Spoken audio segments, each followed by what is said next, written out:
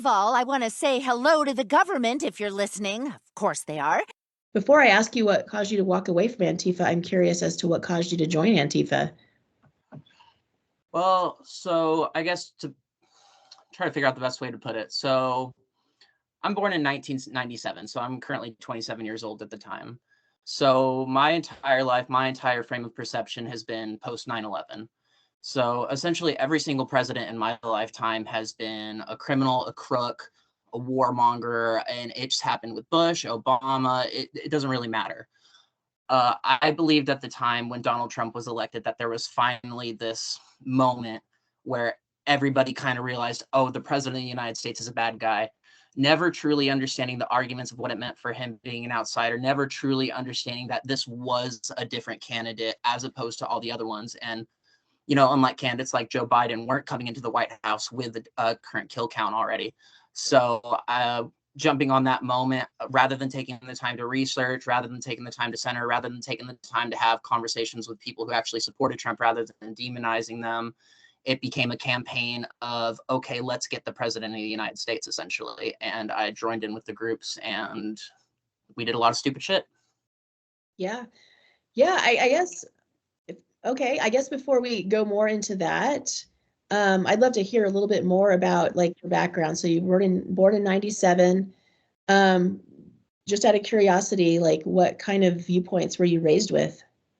I was definitely raised in a Southern Baptist conservative household. Most of my family was Southern Baptist. My grandfather, who I spent at least every week with on the weekends, he was the pastor of First Baptist Church down in Odessa, Texas. So very faith-based, but simultaneously, family is just batshit insane. So the older I got, the more I was kind of looking at their views, being like, okay, guys, what are you guys on about? But looking back in hindsight as an adult, really not that bad people. But that was my raising growing up, and I kind of was a rebellious kid. I was a troublemaker. I was on all sorts of medications from a really young age, probably 5th, 6th grade, ADHD medication, bipolar medication, antipsychotics, pharmaceuticals being crammed down my throat. The schools basically required that I start taking medication or be kicked out of the schools, spend some time in a mental hospital. Around 6th grade, my mom was seeing the impact it was having on me, and her and my father wanted to get us away from Odessa, Texas. So we moved to North Texas at the time. And it was good for a few years until I had so many behavioral issues that my mother broke down and sent me to live with my biological father, who was different from my adopted father. And then I went to go live in South Texas for a while, and it was abuse, it was torment, being locked down, realizing that this man I'd never seen my entire life was a complete monster. I was in a tattoo shop that was 24/7. So we were the only tattoo shop in town. We had the gangsters, we had the white supremacists, we had the Mexican mafia, we had everybody coming through. And I ain't coming on here to like air anybody's dirty laundry because that ain't my place. But I saw a lot of different types of people that after leaving my father, after going off and going to college and dropping out because I had a drug problem, and getting involved with these liberal activist groups, that I took my pain and twisted the stories in my head and twisted the perception of what was really going on around me, and took my daddy issues and took the white supremacy and intertwined them. And there was just this cult waiting for people like me to jump on it, essentially. Wow. Yeah, I mean, that's quite a colorful upbringing, everything from super conservative Christian to exposure to all kinds of interesting elements, maybe not so healthy elements, and then dealing with a lot of issues of your own. So you feel like you were rebellious like pretty much most of your life, or like did that?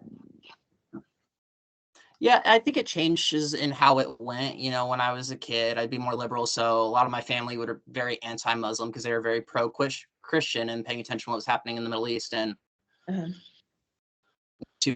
so from a young age, I kind of like had the perception in my head. I'm like, you guys really want to go against the Muslim from coming against the Christians, and kind of being dismissed as crazy from a young age. And whether it was my own thought or being put in my head, it's been there from a very young age.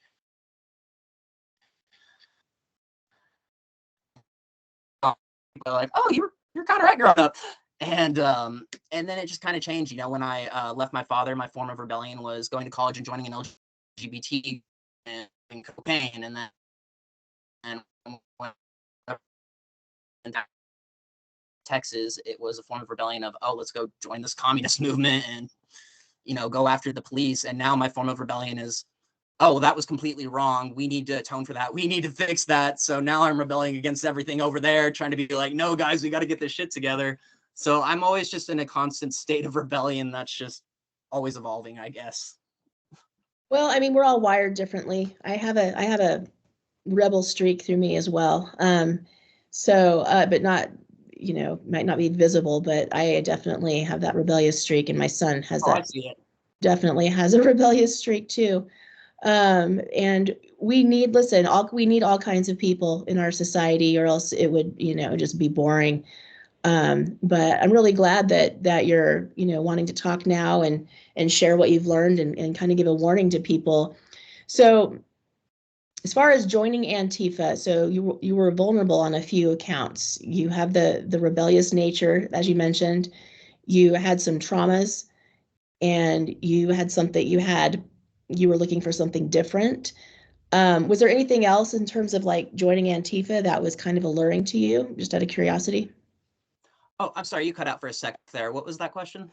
Yeah, yeah. Was there anything else besides just being rebellious? And I guess you mentioned like anti-war. Is there anything else that was alluring to you about Antifa that caused you to want to participate with it? You know, for as anti-religious as I wanted to claim to be, as anti-God as I wanted to claim to be, I've never been able to get rid of the sense that there is something greater going on.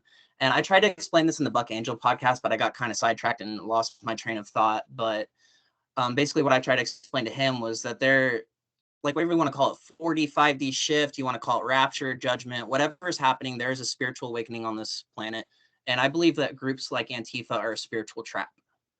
And I believe that this sense that I believe the government knows that there's more going on spiritually in this world, at least the elites know there is an active effort to stop whatever this awakening is. And groups like Antifa and all these extremist organizations, they are there to catch anybody who may be going towards light, may be going to try and find that meaning, and then to twist it, and then literally to put you in a group full of people, you know, self-reported Satanists. I mean, it's what it is. And you know, so there's definitely a spiritual aspect to it, I think.